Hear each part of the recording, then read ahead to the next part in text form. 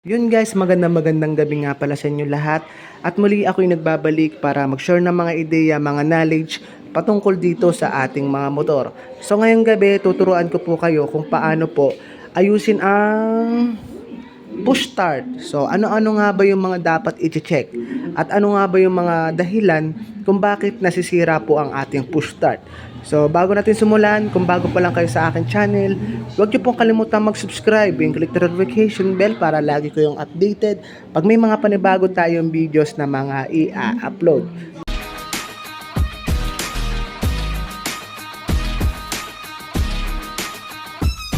So, makikita nyo, i-start natin yung motor. Ipo-push start natin, pero meron kayong maririnig na parang lagitik, no? Yun nga, ito troubleshoot natin tong motor na to. Ipapakita ko po sa inyo kung ano-ano nga ba yung mga dapat i-check kapag nawalan kayo ng push start. At ganito ang maririnig nyo. Parang lagitik, tik, tik, tik, tik. Ayan. So, ang gagawin ko una, babaklasin ko muna yung motor. Ito, yung upuan, sa battery, para makita natin kung ano yung mga dapat i-check. Tara. So, ayun na po, nakabaklas na po ang ating Thunder. Yun guys, bali nakabaklas na po ang ating Suzuki Thunder. Ano-ano nga ba yung mga dapat i-check kapag nawalan ka ng push start? Unang-una yung battery. Pangalawa, yung fuse.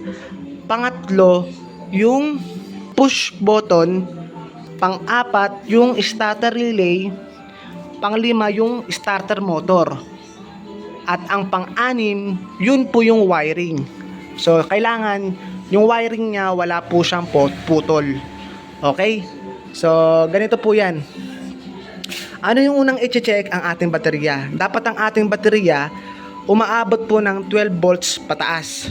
So, kung bumaba siya ng 12 volts, may problema na po yung battery. Hindi niya na po kayang magpaikot ng ating starter motor. So, isa po yan sa mga salarin.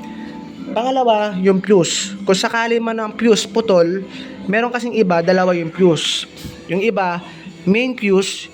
Yung iba naman, starter motor fuse. So, dapat sa dalawa na yun, dapat lahat yun okay. Okay? So, pangatlo, yung push button. So, kapag ang push button po kasi may problema, talagang hindi niya po kayang magpa-trigger ng ating relay papunta dito sa ating starter motor. No? Pang-apat, ito pong starter relay. Starter relay. So kapag ang starter relay may problema, ito po kasi yung pinaka-supply ng ating starter motor. Kumbaga ito yung nagbibigay lakas or nagbibigay ng malakas na voltahe para magpaikot ng ating makina. Okay? So pang-anim, ito pong pang starter motor na tinatawag. So ang starter motor po, ito po yung nagpapaikot sa mismong makina natin para gumana. Okay? So, pang-pito, yung pinaka-wiring. So, kahit na ayos lahat yung wiring components mo, battery, fuse, push button, relay, start motor, kung putol naman yung wiring, hindi pa rin po gagana ang ating push button, push start. Okay? So, ayun po yung mga i-check natin. So, sa battery, kailangan 12 volts pataas. So, kabit po natin ang ating test light dito. So, kabit po natin yung itim na test light dito sa itim, sa negative ng ating baterya. Then, yung red naman po ilagay natin sa positive ng ating baterya. Tapos, tignan po natin sa sa multitester natin kung ilang volts po ang laman ng ating baterya. So, kung makikita nyo, 12.5, 12.6. So, ibig sabihin, ang ating baterya ay goods na goods pa. Wala po siyang problema. So, hindi po yan yung unang dahilan ng ating pagkawala ng ating push start. So, okay na okay po ang ating baterya. Pangalawa nating i-check yung fuse. Kasi baka mamaya, yung fuse po ng ating push start ay putol na. Minsan kasi dalawa po kasing fuse yan. Yung isa main fuse, yung isa naman fuse para dun sa push start. Pero dito kasi, pinaka main fuse to. So pangkalahatan na po to. So dahil may ilaw to, kung makikita nyo, push start na ano natin. Dahil may ilaw to,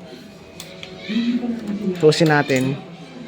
Dahil may ilaw yan, ibig sabihin yung pinaka main fuse, hindi po putol ang ating fuse. So, ayos na ayos po yan. So, ang sunod po natin i-check yung push button papunta dito sa relay.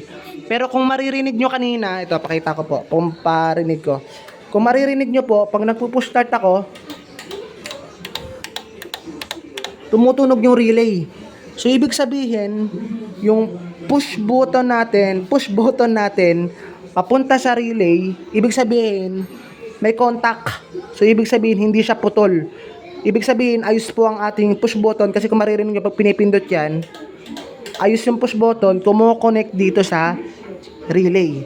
So, ibig sabihin, ayos po yung push button natin, wiring papunta dito. Okay? So, ang check na lang po natin yung huling-huli, yung starter motor, pati yung relay. So, paano nga ba chinecheck yan?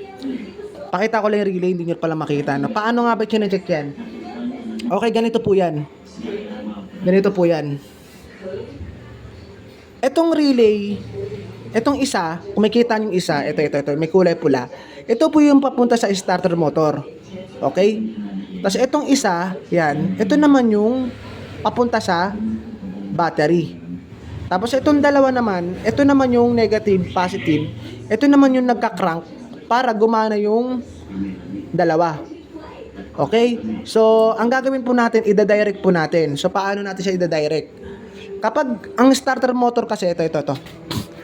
Kapag ang starter motor kasi nasupplyan ng positive, dapat magka-crank na ito. So, kailangan dapat iikot na siya. May maririnig kayong parang ganun. So, ito yung starter motor, di ba? Ang gagawin natin, ida-direct natin to. Ida-direct natin, susupplyan natin to ng positive para malaman natin kung okay pa ba yung starter motor. Pero kung sakali na nag-crank ang starter motor, walang problema ang starter motor. Ang pinaka-problema, itong starter relay. Okay, ulitin ko lang ha. Kung sakali man na umikot ang starter motor, ito. Yan. Once na umikot po yan at meron kayong narinig na crank, pag dinirect natin to, ang problema niya, yung relay.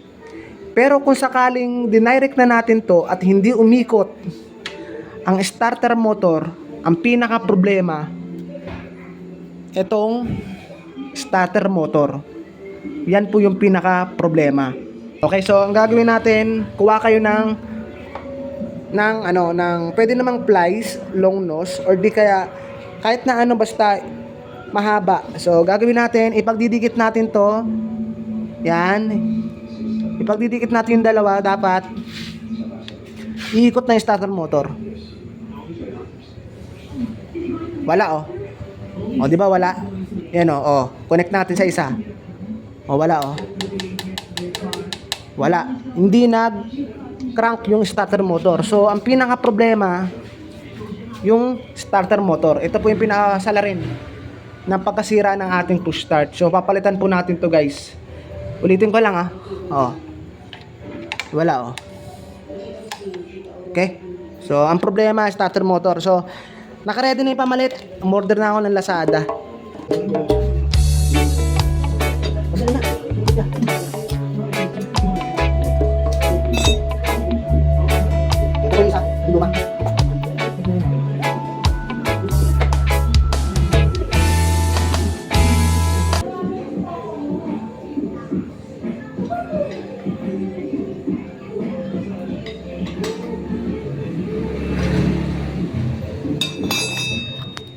So ayun guys, napalitan natin So susubukan na natin na kung gagana ng ating push start. So di natin ikakat yung video para makita nyo talaga. Okay, so buksan natin, open, then push start. Okay, so kung makikita nyo, ayos na yung push start, umandar na yung motor. Diba? So ganun lang po kadali mag-check. Yan guys, okay na po ang ating push start, at gumagana na ating push start, hindi na tayo mahirapang padyak. So yun guys, sabi ko nga sa inyo, hanggat maaari, pag-aralan nyo yung functional ng bawat wiring components. Mas maganda kasi na alam nyo at alam natin yung kung paano gumagana yung mga wiring components para malaman natin, matrace natin kung ano yung mga nagiging sira ng ating motor. So, magka-problema man tayo sa daan, alam natin yung gagawin natin. So, para nga pala ito sa lahat ng mga baguhan sa ating YouTube account. Sa mga hindi pa nakaka-subscribe, subscribe na kayo para lagi kayong updated pag may mga panibago tayong videos na mga i-upload. So, ang motor natin, Suzuki Thunder. So, para sa lahat ng mga Suzuki Thunder, so, ganoon lang po mag-check. Maraming salamat. Maraming salamat sa lahat ng suporta. Thank you. God bless to all.